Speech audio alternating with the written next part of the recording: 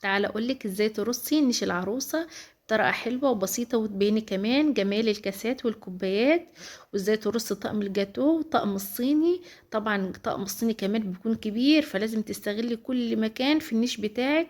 وكمان ازاي ترصي النيش اللي بيكون مثلا الخلفية بتاعته زي ده كده خشب، فلازم ترصي كده كويس عشان تظهري كل الكاسات وكل الكوبايات، وزي وتبيني جمالها كمان. يعني كمان النيش ده بيختلف عن النيش اللي بيكون ازاز صافي.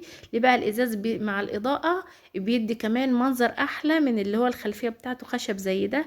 فكان لازم اعمل كده في النيش ده عشان ايه؟ كل الحاجة تبان وجمال الحاجة تبان كده في الرصة وكده. ده هنا كان طقم الصيني تحت كده، ده كان البراد والفنجان. وفوق هنا حطيت كده الايه الاطقم البوهيمي وطقم الكاسات اللي هو الاسمر ده. ليه بقى؟ عشان يدي جمال، ندي الضرفة اللي هي ايه بتكون ازاز وكده.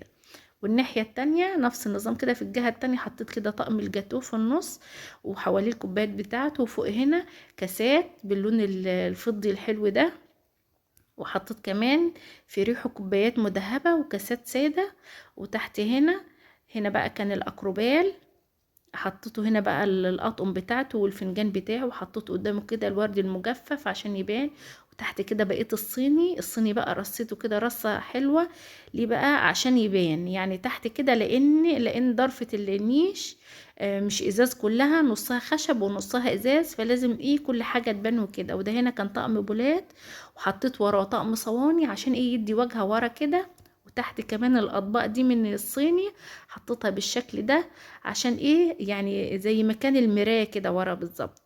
وده هنا بقى ايه؟ بقيت طقم الاكروبال. بصوا بقى يعني ايه حاجة كده جميلة وشيك، وتبان كمان جمال الرصة. ومش تنسوا كده العروسة تدعوا لها دعوة حلوة كده من قلبكم عقبال اولادكم، واللايك والشير والاشتراك في القناة وتفعيل الجرس عشان يوصلكم كل جديد. وده كان في ليزر العروسة، كان نوعه فريش. انا طبعا المطبخ انا كنت نزلته لكم قبل كده.